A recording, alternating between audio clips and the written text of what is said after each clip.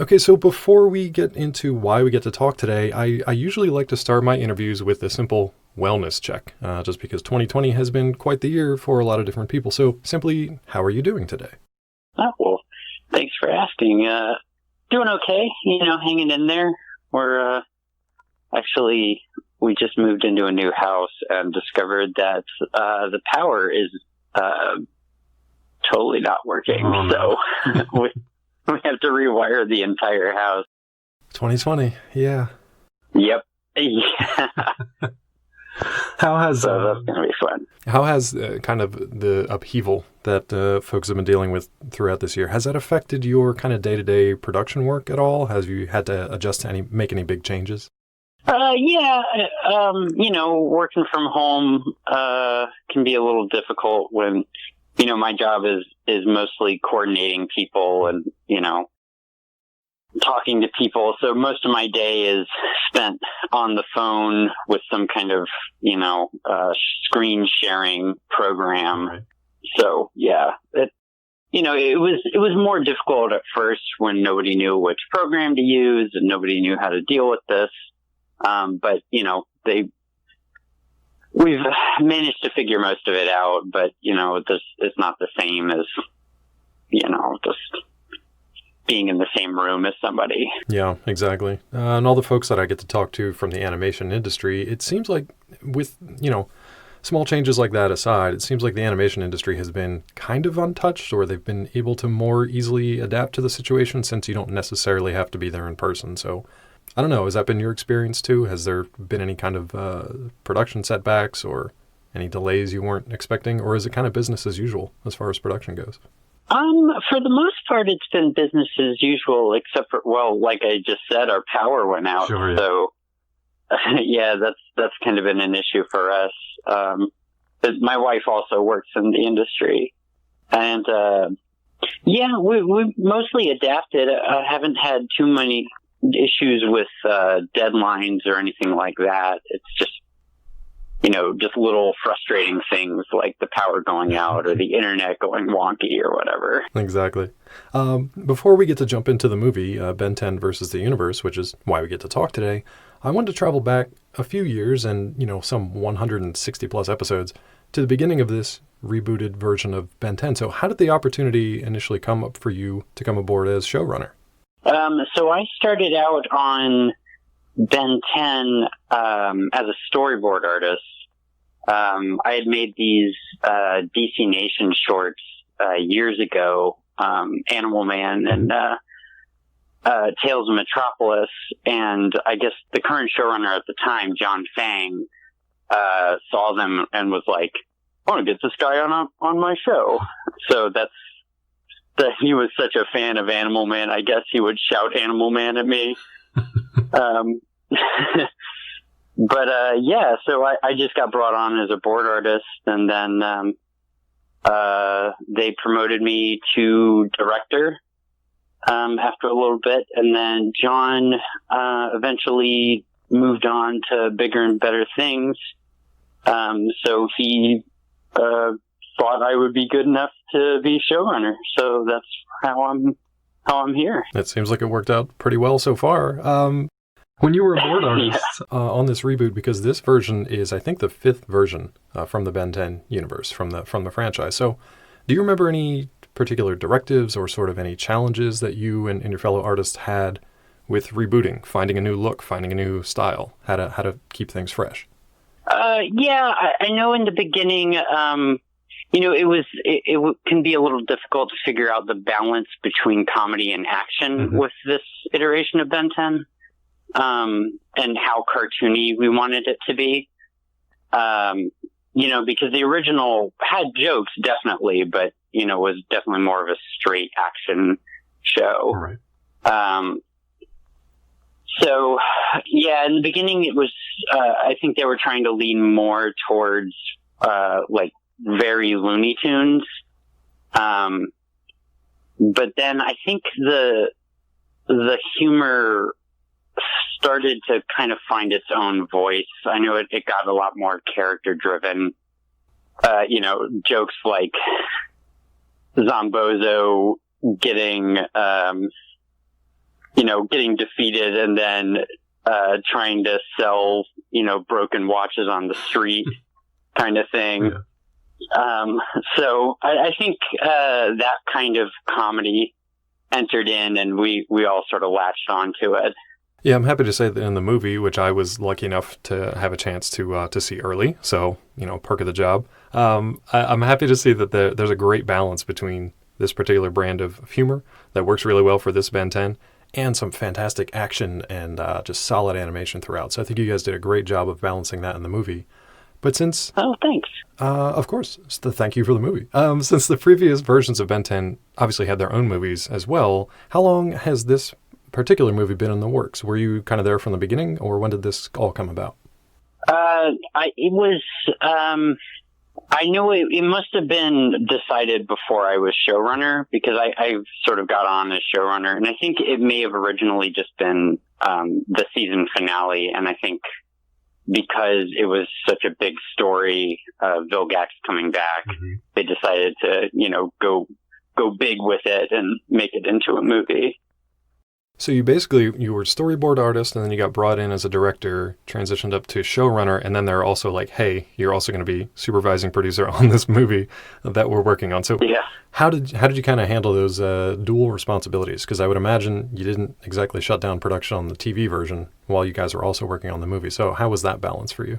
It was, the movie was made by the crew. Like, it's the same crew that does the TV show, and we basically handled it like it was 6 episodes. Oh, okay. So each board team got a section of the movie. But there was a lot of coordination between the teams, and a lot more than what we usually do with standalone episodes, because you just don't need to coordinate as much if the one board team is per episode. So yeah. Did your kind of a working relationship, your day-to-day with say Man of Action, or your writers and animators, or your fantastic cast that you've assembled for this series, did that change at all when shifting over to movie production? Were there any kind of hurdles that you had to clear, or was it pretty much just, like you said, just kind of looking at it as a group of episodes altogether? Yeah, it was mostly just a group of episodes, but like I said, it was more coordination. I know the team saw it as a bigger endeavor, so I think everybody was really trying to bring their A game, especially for the movie. Absolutely, and that leads to my next question. I'm wondering, what does a movie format kind of allow you to do to expand the Ben 10 universe, or take some risky story chances, or what does it allow you to do that might be a little more difficult in the limited space for a TV episode? Well, with a movie, there's some more time, so you can build bigger stakes than you can in 11 minutes.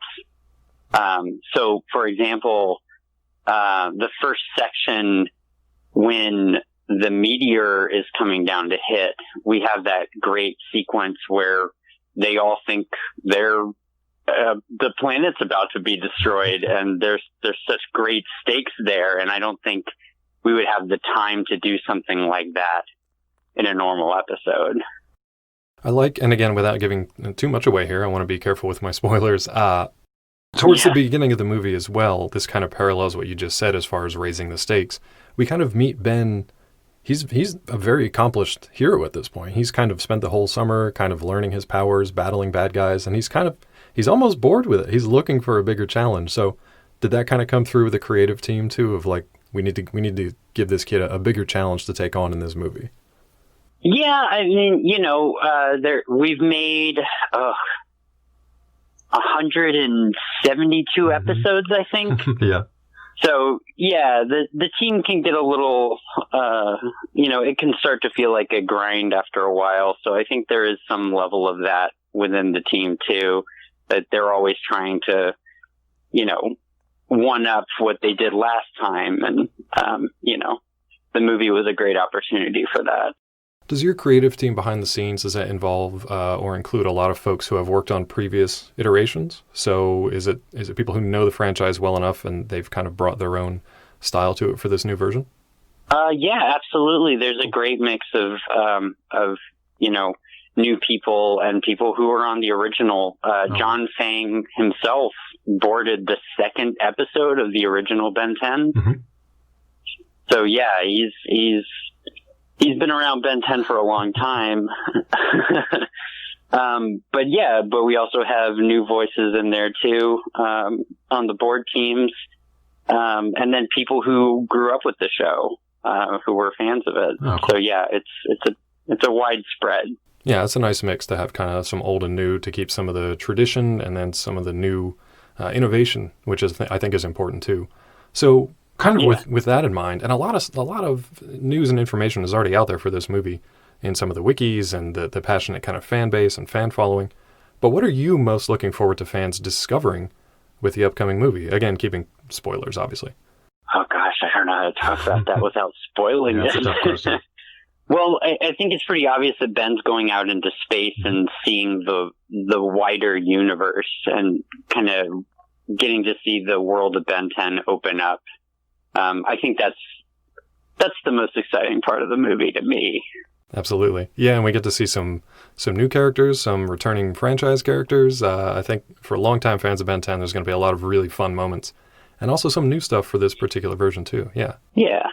So obviously all the different iterations of Ben 10 has generated a ton of toys, a ton of merchandise, which was honestly, as obviously a kid at heart, someone who loved cartoons growing up, and I still do, obviously a huge fan of the toys. So are you a fan of all the different toys, and do you happen to have any of the new ones that are coming out?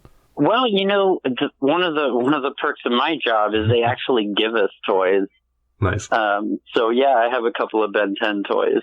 But a lot of them are stuck in my office at Cartoon Network. Oh, no. So I don't know how I'm going to get them back. Well, the good news is they should be in like pristine shape whenever you get a chance to get a hold of them again. That's true. Yeah. Let's say without giving anything away from the movie, because there's a lot of really good teases and fun stuff for the fans there. What can you give as a tease, perhaps for where Ben 10 as the show kind of goes from here? Season 4 is continuing. We're kind of smack in the middle of it now. Where does it go from here? What are some of the big kind of story arcs you can tease? Well, I can't say too much, but I will say that the summer's not over. We've got more bigger adventures for Ben coming up. So yeah, I mean it's definitely not over. That's a good tease. I think this is going to be my last question for you today before I run out of time. So obviously we've got Ben 10 versus the universe, the movie to look forward to coming up soon. But what's up next for you? Is there anything on the horizon, Ben 10 or otherwise, that you'd like to tease for fans out there? Oh, for me, I don't know. I mean, I've been so focused on wrapping up the movie and doing the next stuff for Ben. I don't know. I don't know what's next for me. So it'll be a new adventure for me too. The adventures continue, but for right now, it's all Ben 10 all the time. Well, thank you so much for your time today. I know everybody out there is looking forward to checking out the movie, and I absolutely encourage them to do so. And who knows, maybe we get to chat more about Ben 10 in the future. So once again, thanks for your time today, and best of luck with the rollout. All right, thanks so much.